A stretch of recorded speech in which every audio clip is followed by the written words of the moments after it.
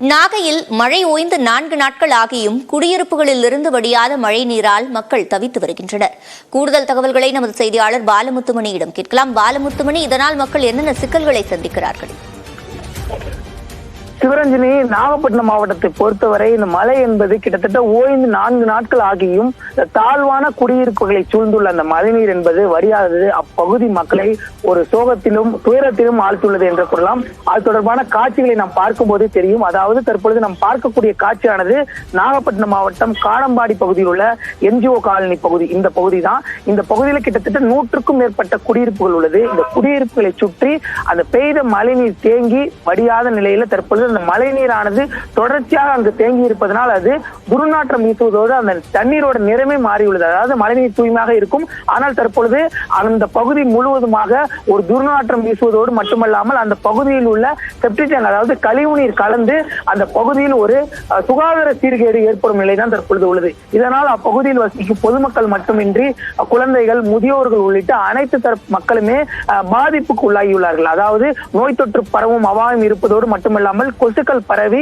காய்ச்சல் உள்ளிட்ட உடல் உபாதையும் ஏற்படுவதால் நிரந்தரமாக தீர்வு காண வேண்டும். கிட்டத்தட்ட 5 ஆண்டுகளுக்கு மேலாக தொடர்ச்சியாக, அதாவது இந்த பகுதியில் இந்த மக்கள் குடியேறியிருந்தே இதே பிரச்சனை இருப்பதாகவும் நிரந்தர வடிகால் தீர்வு வேண்டும் என்பதே இந்த பகுதி மக்களுடைய கோரிக்கையாக உள்ளது.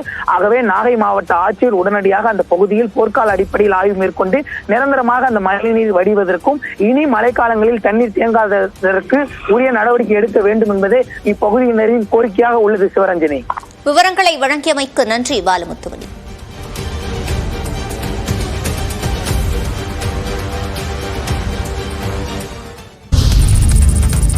போக்குவரத்து துறையில் வேலை வாங்கி தருவதாக கூறி மோசடி செய்த வழக்கில் அமைச்சர் செந்தில் பாலாஜி சிறப்பு நீதிமன்றத்தில் ஆஜரானார். 2011 முதல் 2015 ஆண்டு வரையிலான காலகட்டத்தில் போக்குவரத்து துறை அமைச்சராக இருந்த செந்தில் பாலாஜி வேலை வாங்கி தருவதாக பலரிடம் பணம் பெற்று மோசடி செய்ததாக சென்னை மத்திய குற்றப்பிரிவு போலீசார் வழக்கு பதிவு செய்து விசாரித்து வருகின்றனர். இந்த வழக்கில் அமைச்சர் செந்தில் பாலாஜியுடன் 2222 பேர் குற்றஞ்சாட்டப்பட்டவர்களாக சேர்க்கப்பட்டனர். இதில் அமைச்சர் செந்தில் பாலாஜி தொடர்ந்து ஆஜராகி வந்த நிலையில் குற்றஞ்சாட்டப்பட்டவர்களில் 150 பேர் நேரில் ஆஜராக சம்மன் அனுப்பப்பட்டிருந்தது. அதன் அடிப்படையில் சென்னை மாவட்ட ஆட்சியர் அலுவலக வளாகத்தில் உள்ள சிறப்பு நீதிமன்றத்தில் அமைச்சர் செந்தில் பாலாஜி மற்றும் 145 பேர் ஆஜராகினர். அப்போது அனைவரும் தங்கள் தரப்புக்கு வாதாட வழக்கறிஞர்களை நியமித்துக் கொள்ள உத்தரவிட்ட நீதிபதி வழக்கில் குற்றஞ்சாட்டப்பட்ட மேலும் 150 பேரும் வரும் ஜனவரி மாதம் 6, 7 மற்றும் 8ஆம் தேதிகளில் நேரில் ஆஜராக சம்மன் அனுப்ப உத்தரவிட்டு அடுத்த விசாரணையை வரும் 9ஆம் தேதிக்கு தள்ளி வைத்தார். முதலமைச்சரின் செயலர்களுக்கான துறைகள் மாற்றியமைக்கப்பட்டுள்ளன.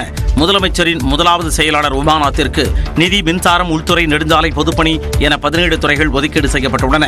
வணிக வரித்துறை, பத்திரப்பதிவு, தொழில்துறை, பொதுத்துறை, பள்ளி கல்வித்துறை, நீர்வளத்துறை, இளைஞர் நலன், விளையாட்டு மேம்பாடு உள்ளிட்ட துறைகளும் அவரது கீழ் மாற்றப்பட்டுள்ளன.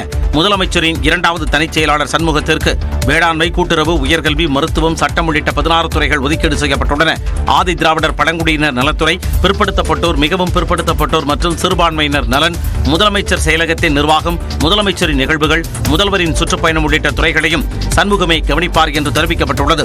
முதலமைச்சரின் இணைச் செயலாளர் லட்சுமிபதிக்கு கால்நடை பராமரிப்பு, பால்வளம் மற்றும் மீன்வளம், சுற்றுச்சூழல், தகவல் தொழில்நுட்பம், கைத்தறி, தொழிலாளர் நலன், சிறு குறு மற்றும் நடுத்தர தொழில்கள் துறை உள்ளிட்ட 12 துறைகள் ஒதுக்கீடு செய்யப்பட்டுள்ளன. முதலமைச்சரின் செயலாளர் அனுஜ் ஜார்ஜ் 136 நாட்கள் விடுப்பில் செல்வதையொட்டி இந்த துறைகள் மாற்றம் செய்யப்பட்டுள்ளதாக தகவல் வெளியாகியுள்ளது. நரசிம்மர் கோவிலில் தியானம் செய்தால் குபேரன் ஆகலாம் என்று யூடியூபர் ஒருவர் கூறியதை நம்பி பக்தர்கள் திரண்டதால் பரபரப்பு ஏற்பட்டது.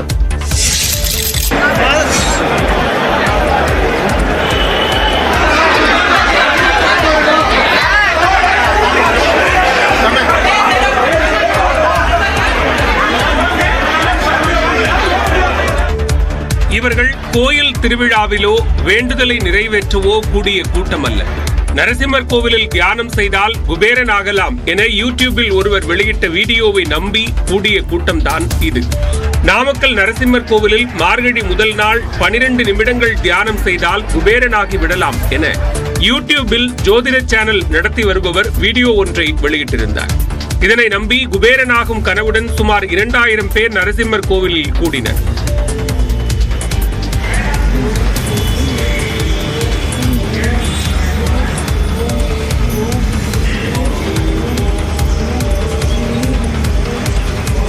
அனைவரும் நரசிம்மர் தாயார் சந்நிதியில் அமர்ந்து தியானத்தில் ஈடுபட்டனர். சாமி தரிசனத்தின் போது அனைவரும் கூட்டமாக வந்ததால் அங்கு பரபரப்பு ஏற்பட்டது.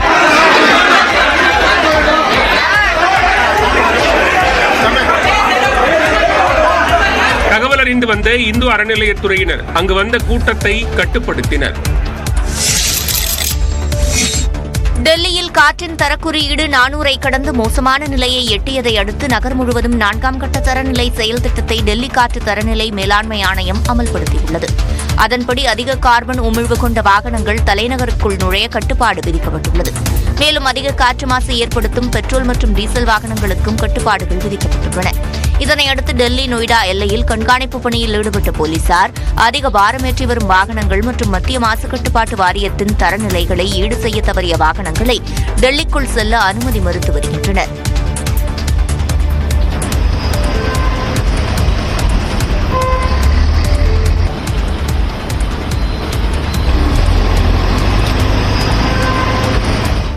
மேலும் டெல்லியில் காற்றின் தரக்குறியீடு மிக அவசர நிலையை எட்டியதை அடுத்து மோசமான வானிலைக்கான எச்சரிக்கை விடுக்கப்பட்டுள்ளது.